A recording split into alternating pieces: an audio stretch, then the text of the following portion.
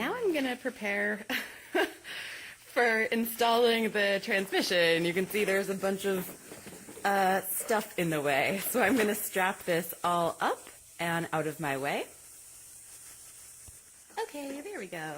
Just now a nice clear area for the transmission to sneak up in. Alrighty, and before I install my transmission, I'm just installing my reverse switch. You're probably wondering, what the heck is that goo? Since there is a rubber O-ring that seals the reverse switch, well, my reverse switch is really old. So, and it doesn't even work. Now you can actually get a new reverse switch still from Parts Place, and I'll link that in the description below. However, I actually don't use my reverse switch. I have it wired on a toggle switch, my reverse lights, that is. That's a Texas modification. But I'm still using it just to seal the hole. And, you know, as a placeholder. I think someday I may replace it, but for now, I'm pretty stoked. Don't tighten these. This is obviously plastic. Don't tighten it too tight. This is, those little bolts are 9mm, so they're going to throw you off. You think they're 10, but they're not. Another thing I'm going to do is just put some duct tape over this hole. Because if you remember from my first video, this is where the speedometer goes in, speedometer gear, and I'm obviously not going to put that in. That's attached to my vehicle, so I'm not going to put that until the end. However, once again, I don't want dirt or debris getting into my transmission. Now I'm also going to install my transmission mount, and this is the one I think you remember from the first video, that this was totally destroyed. I tried to press this out myself, you guys. Maybe you can tell. I did a little damage. Yeah, I had to have this actually professionally done, so shout out to Hill Country Performance. This was not an easy mount to press in and out, but they killed it, so thanks, you guys. So now I'm just going to put that on. Alrighty, and of course it goes on like this with the mount facing forward.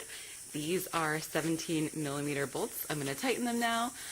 However, you guys, I broke my tripod, so this video is going to be all by hand. Sorry.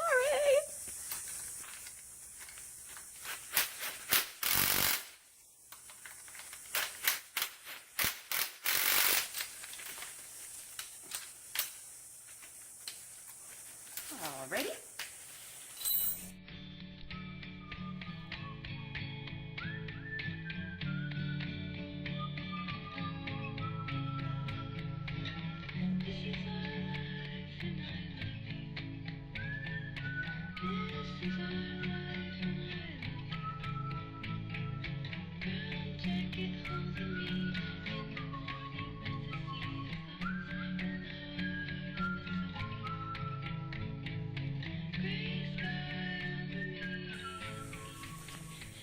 So I just want to show you what I got going on. Now, this is the way I'm putting my transmission back in. So you can see I've got to be really careful. I've got to be able to clear. You can see the flange is getting really close to the clutch there. So I'm actually in a second, once I clear the shift mechanism here, once I get that over where my control arm mounts here, then I'll be able to start pushing the transmission this way. And then I've also got to be really careful because this gets really close to my radiator. So I'm taking it nice and slow. Eventually what I'm going to do is be able to get the tail of the transmission up into my little wheel well area, and then I'll be able to sort of start angling it. And then eventually, of course, after I get it in, then I'm just going to push or gently push my mount up into right here. But you know, I get a lot of comments, not so much on YouTube, but on Instagram, like, how do you do so much being so small? And I think what they mean by so small is so weak. I'm actually not that weak, but the answer is tools, y'all. Tools to overcome. There's a tool to overcome every shortcoming that you think that you have. I guess aside from intelligence and experience, those things just come on their own. But all right, anyways, I'll get back to it. Now, I'd say that overall, this is a very easy job, a very simple job, very straightforward. However, there is one, the one difficult part is getting the flange past the flywheel. The flange actually does stick into, or actually crosses over or gets into the area of the bell housing. So I've actually got to maneuver the tail shaft out a little bit in order to pop this over. And of course, since it's attached to my cherry picker, this is going to be very, very simple and straightforward, very easy for me to do because it's not going to require me to put really any effort. I'm just going to swing it around. So this is really an ideal way to do it.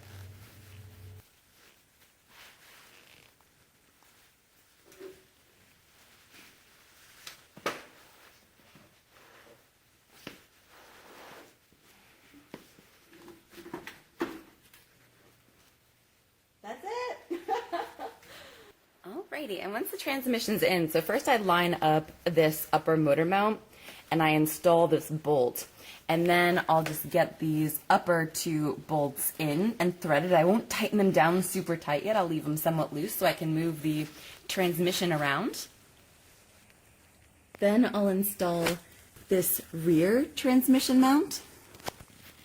And then this front one, which goes in, of course, with the starter motor. And if you remember from my first video, you can see that I did replace the bolts with nice metric 17 millimeter bolts. But yeah, and then I'll just sort of slowly tighten all of them. You know, if there's one thing you probably notice that's like a theme in my videos, it's like slow and steady, man, slow and steady. I just finished tightening up my rear motor mount. Then I tightened up my starter motor in my front motor mount, which of course is also the transmission mount. And then I just tightened these guys last. Like my final tightness was on those two upper bolts. Then I just barely connected my shift linkage. Actually, I still got to put that little guy in. Here we go. Okay. There's one part of that shift linkage. And then, of course, you might have remembered from the beginning that there was another couple that I had to disconnect in order to move the transmission, remove the transmission. You can see all the way back there. Those two guys, those little plastic caps. So I just sort of put them on and clicked that little side angle piece shut. Then, of course, don't forget, once you've tightened these upper bolts, and whoops, I actually can't remember if I did a final tighten on this guy because I got distracted by my recording. Oh yeah, that's tight. Okay, good. Yeah. Don't forget that is that funky bolt that also has your 13 millimeter nut that holds your ground strap onto your block. Alrighty. Next, I'm actually going to install this guy. And do you guys remember this? My clutch cable hardware kit from my first video. You remember my last one was like completely destroyed and I had totally lost not just the squishy, but one of the pieces. Oops, come here. This guy was destroyed. And I have this one, let's see, somewhere. Oh yeah, there's my old stuff. You know what, actually, so the new one doesn't really want to eek. It doesn't really want to go on. So let's see, this one fits a lot better. Sorry for the lousy angle here, my tripod broke. So I'm just going to use the old one because I don't feel like modifying this one, but I'm going to hold on to this one in case this one breaks. Then, of course, this goes like this. And this goes just in there like that. And then this goes through. Okay, so I just grab the bottom with the vice grips. And then after that, I just sort of like tilt the vice grips off to the side. I actually pushed up on the bottom with my jack. So that I just made it a lot easier for myself. And you can do the same thing too, if it helps. And then I'm just going to go inside the car and give that clutch pedal a feel. See if I like the way it feels. Oh yeah, that feels freaking awesome. And now my clutch wasn't super badly worn. I just replaced it because the transmission was out, and it will prolong me having to remove it again, and I had to remove it anyways, right? So I am going to do a little bit of Freeplay Adjustment, which probably could have helped me put this on, right? And you do that by just loosening this nut, and then look how easy this is. You can just adjust the cable length by rotating this right here until you achieve the proper amount of free play. So I'm inside the car, and that's all the free play I have before the clutch starts to, or before the clutch pedal actually starts to engage. So, and that's, I mean, there's like ways to do it, but once again, I think it's I don't know, I kind of think it's a personal preference thing. Let me know what you think. Yeah, and then just tighten it up when you're done. And if you don't like it, you know, you can just readjust it. So just do whatever feels right for you. Now I'm underneath the car with my 17mm massive socket, and I'm just making sure this is tight, but not too tight, because remember from my first video, these things tend to like get epically tight over time, and you know, that's tight enough, so that's good. Because I'm gonna put some oil in here.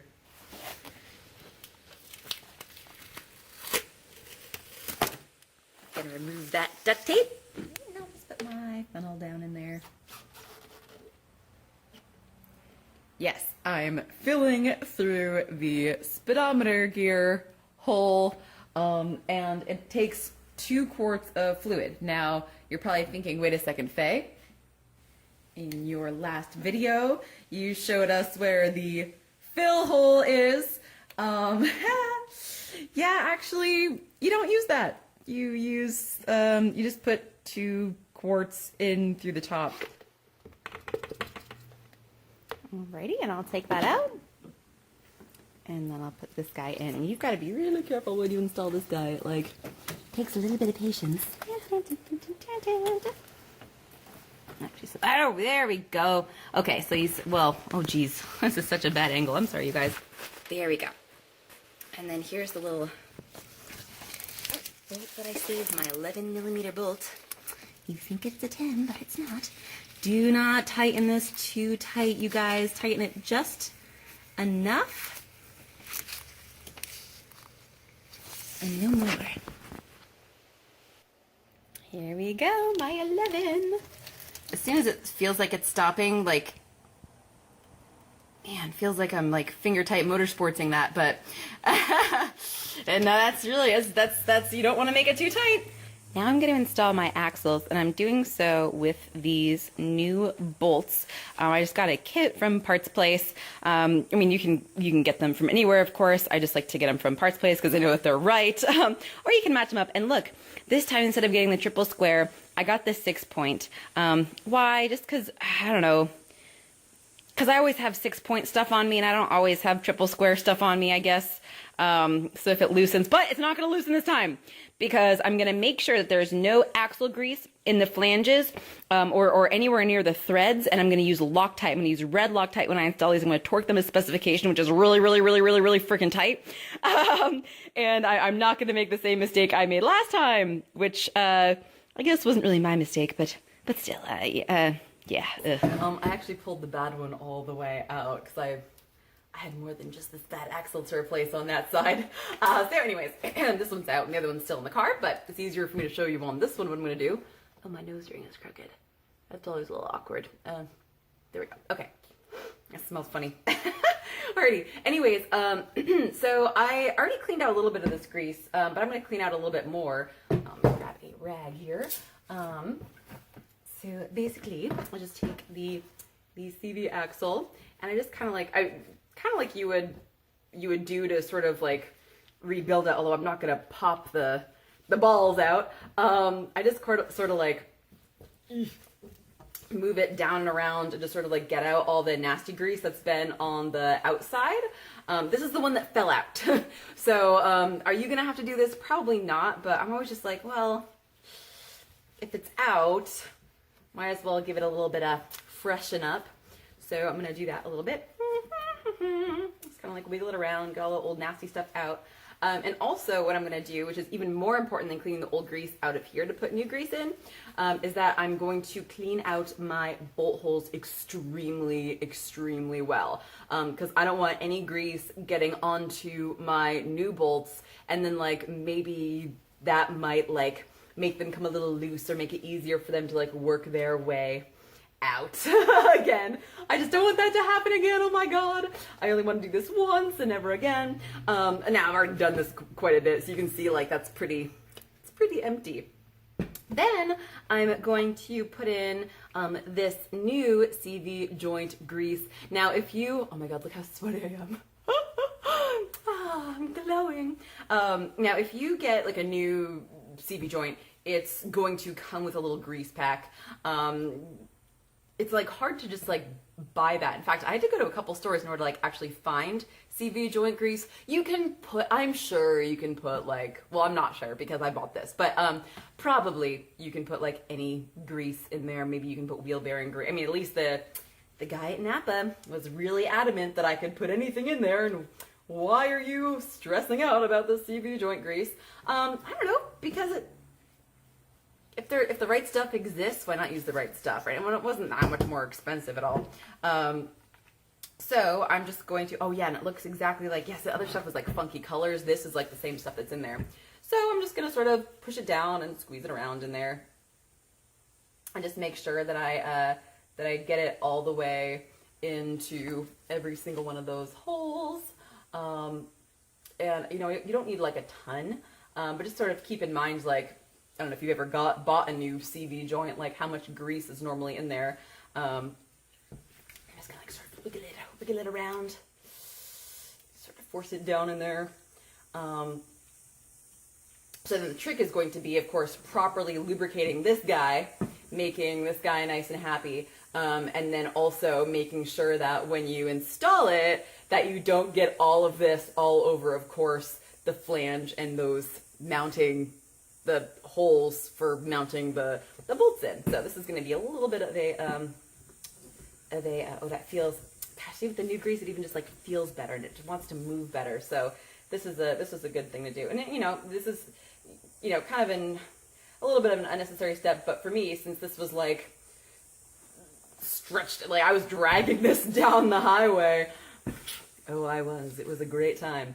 I know that there's probably a bunch of stuff that got in there, so I just yeah, took a bunch of time to get it out. Okay, and that new grease just, oh my gosh, that, wow, that really has made a huge difference in how it feels. So it's like, while it's out, you know, why not? Because if you want to do it later, you're gonna have to put a whole bunch of work in to get everything out. I mean, not a whole bunch of work, but you know, why do it once? I want to bolt this axle in, and I want to bolt it in tight, and I'm going to use my Loctite, and it's going to be in there like, hopefully permanently. I mean, maybe not till the end of time, but you know, until the axle fails for some other reason. Yeah. Since the other one's not bolted on yet either, I'm going to go put grease on the other one, lube up the other one. Here's the other side, and I'm going to clean it up. You can actually just push it up above like so in order to access it, or just, you know, take that one, undo that one nut, and pull the entire thing out, which actually I may do because I'll do a better job. Alrighty, so I'm just cleaning out these holes with a little bit of brake clean, and actually, believe it or not, this little thing, this little brush that I'm using is actually from one of my hair dyeing kits. Obviously these are pretty clean from before, but I just want to do like one final little, just make sure everything is perfect. I think I'll even blow it out with compressed air. Okay, no lie, I actually just completely took the axle out, removed both boots, completely tore the CVs apart, and like cleaned them and repacked them both. You know, I had a mentor once tell me, never let perfection get in the way of good enough. Can't do it. Anyways, as you can see, I have excessive Loctite on these. Why? Because I've been burned before. Do you need this much? No. Is this excessive? This is so excessive, y'all. This is like a waste of Loctite. But at this point, I don't care because I don't want my axle to fall off again and destroy my transmission. It was this one. It was this one, not this one. Okay, and here I have the bolts for the axle all installed, and you can see that on every single one, on every single pair, there's this little lock plate. And very last, I put my battery in and connected up the wires to my starter motor. So, I think I'm ready to go now, y'all.